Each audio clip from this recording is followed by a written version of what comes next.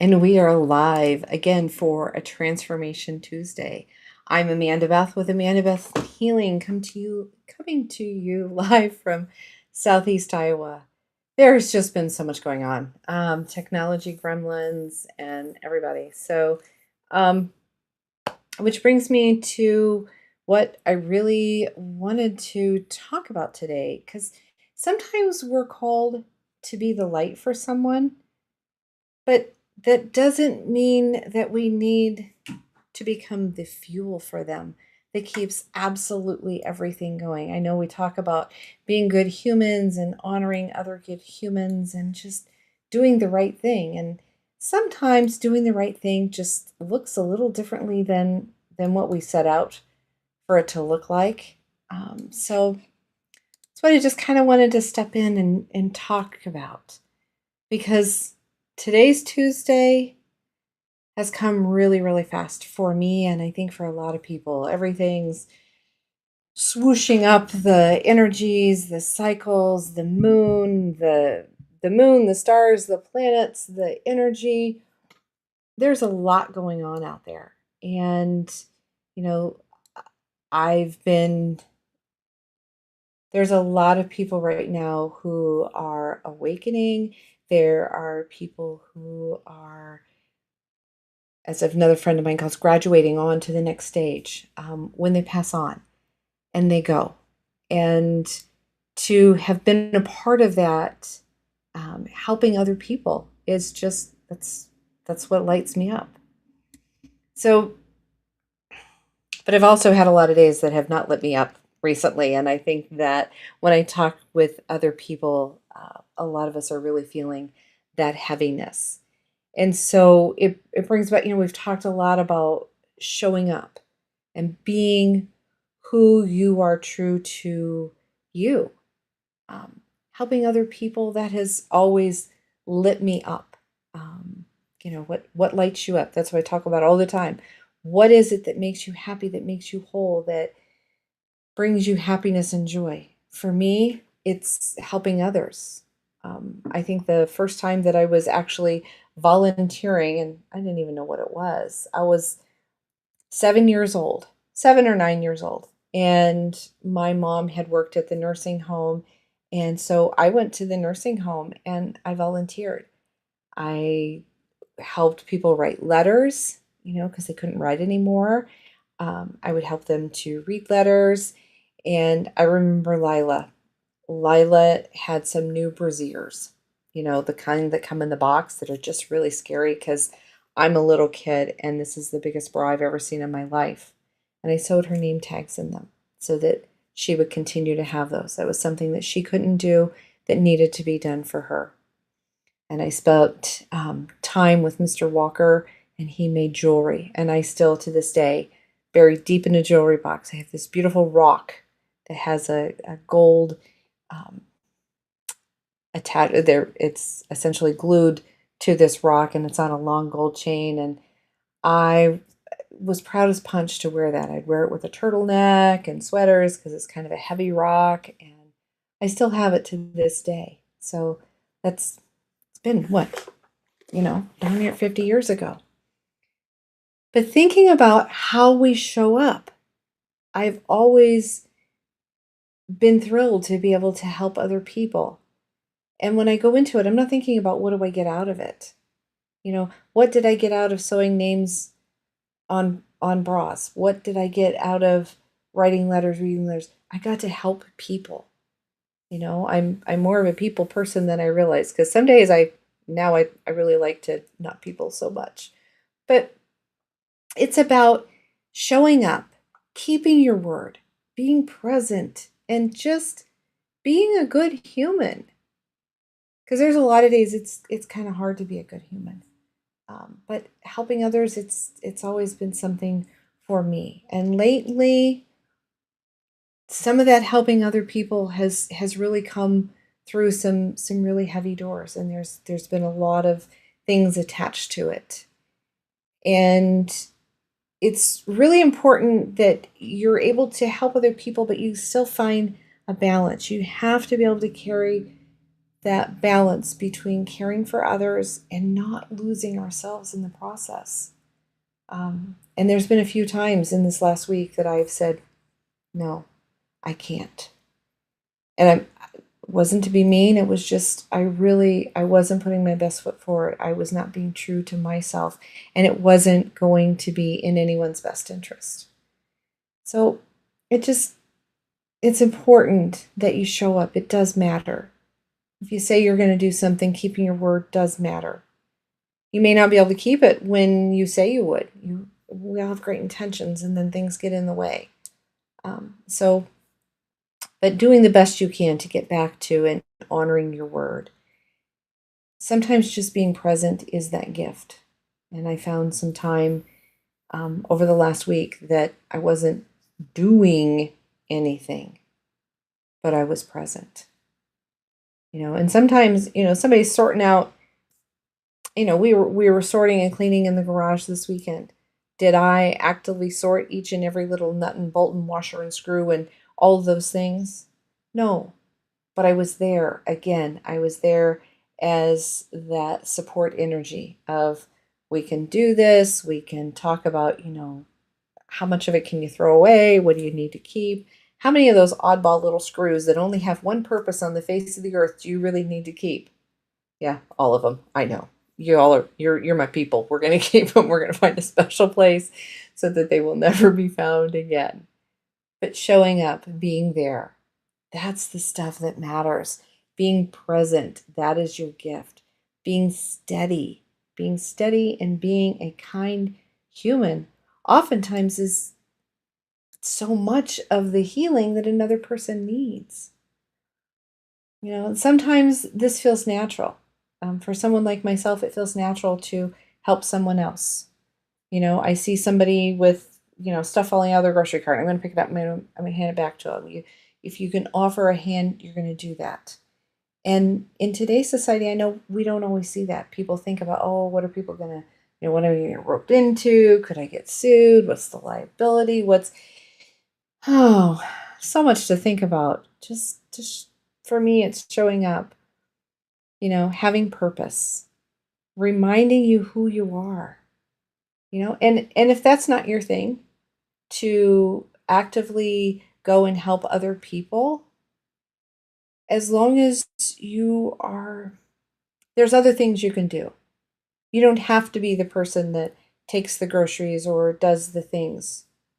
You might be the person who makes the phone call to arrange the groceries. You might be the person who sees that something needs to be done and you make the phone call. You may not physically interject yourself with other people, and that's fine. That's still being a good human.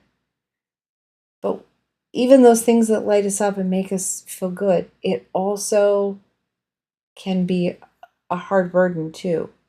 Especially, lately there's just been a lot of heavy stuff around, and folks who really need a lot of care, and it can get heavy. So this is where I'm talking about being the light that shows someone that there is direction, there's other places they can go, there's relief, there's other things, showing them that, but not being the fuel to them. It's not your responsibility to be their sole source of energy. When you give away all of your energy, that is really just not in anyone's best interest. That's not helpful. That's really, really not helpful. So if you're watching and catching this live, let me know down below. Do you like showing up and being an active part? Or do you like being in the background and kind of running the soundboard, if you will, behind the scenes? Yeah, give me a shout out. What type of role do you like to play in, how much interaction do you like with other people? You can be the guide. That light is guiding them. It's illuminating their path. If it's something you've been through and you can turn around and shine your light and help someone else get through the day, I think that is so incredibly important. And that's one of the biggest things that I feel my role in this world is I've gone down my spiritual path a little bit farther than maybe the next person, and I'm going to help them and hold their hand and take them to the next part of their journey as we go along. That light also helps just warm up people. Just know that you see them, that you hear them. I mean, how many people do we read that, when they're walking along the street and no one waves at them and they feel incredibly depressed? Here in the Midwest, we all wave. You're driving along the steering wheel, it's a 2-finger wave, it's a whole hand wave. We wave at everyone. And when I drive in other parts of the country, I realize not everyone waves. But that's one way that you can share your presence. I see you. I see you. Hi. Hey. It's a good feeling. It didn't take anything from you to do that. As long as you're safe with your hands on the wheel and so forth and so on. But if you're driving slow enough to see their face and recognize them, I think it's safe to wave, or that 1-finger wave. My dad always did that from the steering wheel up. Your light helps people to see the next step. And sometimes, it's like, I know when I talk with different authors and everything, and encouraging other authors to tell their story illuminates someone else. I don't feel that my story is necessarily anything heroic or outrageous, but it gives the next person the courage to speak up and live their story and be who they're meant to be. I think that's so important. And the fuel that you use for yourself is great, but the fuel you give to others is going to be consumed. It's going to be consumed by them. And it does not mean you're going to get it back. And that's the part that's where that tricky balance comes. We're not required to burn ourselves out and burn ourselves down to prove a point, but being willing to offer the light, not the fuel. I think that's our differentiation today. As I was looking at this and thinking it over, I think that's kind of my big thing today. Be the light for other people, but you don't have to be the fuel, because when you're doing all the work, when you're doing all the pieces, you're doing it at the expense of yourself, and you wear yourself out, and you're not good to yourself, and you're not good to others. That is my cautionary tale for today. So that's where we get to when we say no. There's an incredible power in that loving no. Sometimes the answer is yes. Yes, I'll do it. And sometimes the answer is no. And no is a complete sentence. No doesn't mean no, I can't do it because. No because, no this, no that. No, just no is no.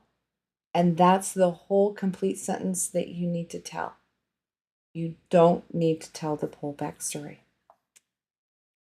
When you start telling more of the story, you dilute it down, and it doesn't have the same power. So work on that. Just no. Say it with me. No. It can be no, I can't, or it's just no. And that is fine. Those are boundaries. When you put a boundary up to, you're protecting yourself, you're saving that reserve so that you can help them tomorrow. If I go full hog every single day, I have no reserve. There will be nothing left. I will not be able to do that. So saying no and having a healthy boundary doesn't mean you don't care. It means I care enough to be here tomorrow to help you tomorrow as well, or another day. Saying no without guilt is part of how we learn to honor ourselves. And there tends to be guilt and shame and all of that stuff when we say no. But as you start saying no, and you can stick with your no, and you can feel it and be it there,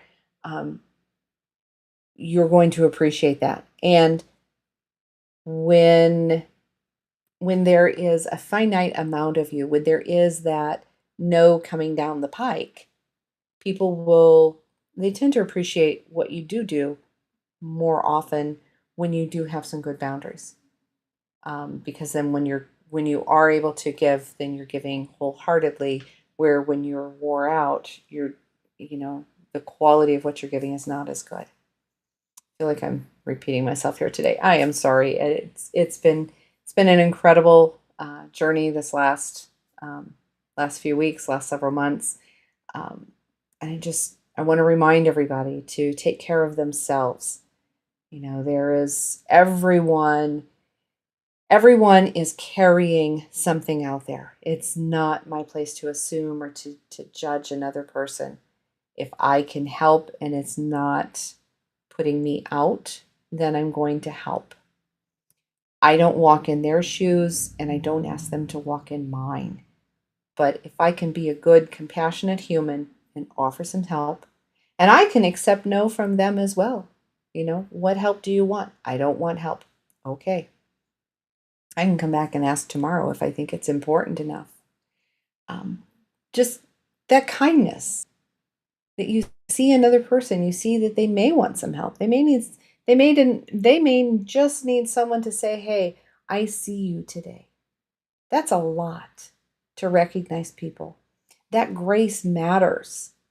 That one gentle word that you say can really light up their day. It can give them the strength that they need to do things on their own from there forward. Today's angel card. Yeah, I didn't get a picture of her, but I'll put her in the show notes. She is the angel of trust. The angel of trust. The light of my soul is my solid foundation of trust. When we trust our inner potential, we never waste energy. Whenever we are motivated by the deepest truth within ourselves and not by others' expectations, I love it, we will be giving the living example of trust. The more we allow the light of the soul to flow through us, the stronger the foundation of trust will be to support our actions in life. I couldn't have picked one out of the card. I think that once again the angels are just so right. They're asking us to show up in trust. That's what we're asked to do. And remember, I'm talking about a lot of heavy stuff, and I know I touch on grief often. There is grief in pretty much every aspect of life. Yes, there is the grief of losing people. There is also grief of losing your pet. There's the grief of losing a job. There's the grief moving.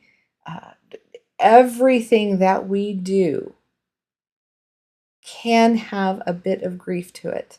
And Elizabeth Kubler-Ross, 1969, established those 5 phases, 5 stages of grief. There's denial. We deny that it even happened. There's the anger. We're so angry. We're angry at God. We're angry at the person. We're just angry at everything. There's bargaining. But what if I did this, would you do that? There's just all the things that we can put ourselves through. Depression. Depression is a significant part of grief, and everyone needs to be mindful to be aware of where are you in your grieving process. Where are you? Is that depression getting to a clinical need? Is that something that you need to reach out for some professional support on? I will throw that in there. And then there's also the acceptance, where you're able to look at the situation and you're able to accept what has happened.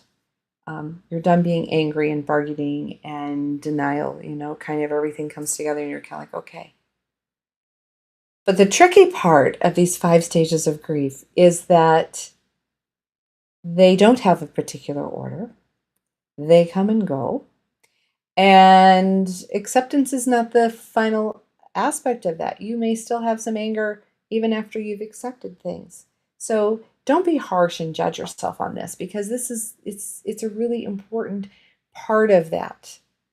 And again, if you know of someone who is grieving and going through that process, if you can be the light, just to be the sounding board, to let them know that you're there, you're present, you're able to listen. Most people don't want us to solve or fix anything, because people aren't broken. They don't need fixed. They need presence. They need us to be there when we can be there. And then the huge, big flip side of that is we also need to allow others to be present for us. Think about that. How often do you allow others to do things for you?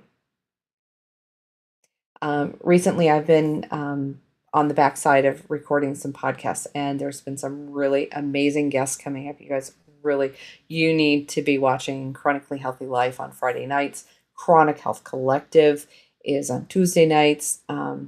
We've got some really good, juicy information. It's just a wealth of information, and it kind of plays into a lot of what's going on with this. So, just this week,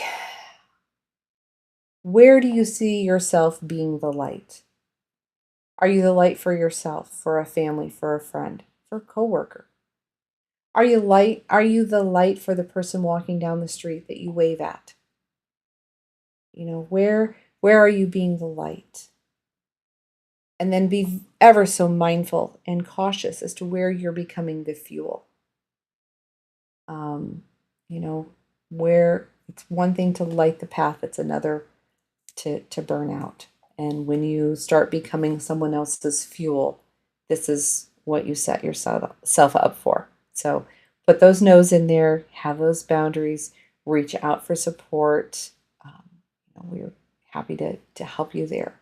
And then where's one place that you can choose kindness toward yourself this week? Where can you take an extra walk around the block? Where can you sit and have one more mindful cup of tea? Enjoy the sunset. Enjoy your flowers. Where can you choose a little bit of kindness toward yourself this week? I just want you to remember to be the light. Keep and maintain and manage your own flame. You are allowed to care for others without disappearing in that. And for those of us who love and care other people, it's really easy for us to get completely lost in all of this if we're not careful. So I just really want to remind you that. Be the light, not the fuel. Fuel yourself. Fill your own soul. Do the things that light you up. And as I was mentioning, so Chronic Health Collective tonight, I am on a panel with Christy Boyd Johnson and Jessica Hammock, and we are talking about that. What are some of the things that you can do to take care of yourself, to lighten the load? So we'll be on E360 TV tonight, also on YouTube, 7 p.m. Central Time for the Chronic Health Collective. There are some amazing shows coming up because I get to be privy to the back rooms of these. The Chronically Healthy Life show Friday night. We've got some really juicy stuff coming up. You definitely want to keep an eye out for that. Again, on E360, Facebook Live, YouTube, all the great popular places. You can check out those podcasts. I personally, this coming weekend, July 10, 11, and 12, I will be in Nixa, Missouri at the 25th Metaphysical Fair. We'll be there in the Ozark Center in Nixa, Missouri. I think it's 10 to 5 all 3 days. Really look forward to seeing you all there if you're in the area. There are over 70 vendors and readers. I did the show earlier this year. It's really great. It's a nice atmosphere. It's a nice small show. It's very manageable. Great people there. So I can't wait to go back there and see that. I will be speaking on Saturday, my Bold, Fearless, and Free presentation. So I will catch you all in Nixa. Until then, be bold, be brave, shine your light, and manage your fuel. I'll see you next week. If you have any questions or want to reach out and get a hold of me, you can get a hold of me at amandabethhealing.com. Don't forget to like, subscribe, hit the little bell, all those little funny things that we all do so that you will catch when we go live. I aim to go live every Tuesday, 11:30 Central Time. Catch me in the replays or look me up and we'll find out how we can help you meet your goals and achieve the things you're looking for in life. Thanks for tuning in. See you next week.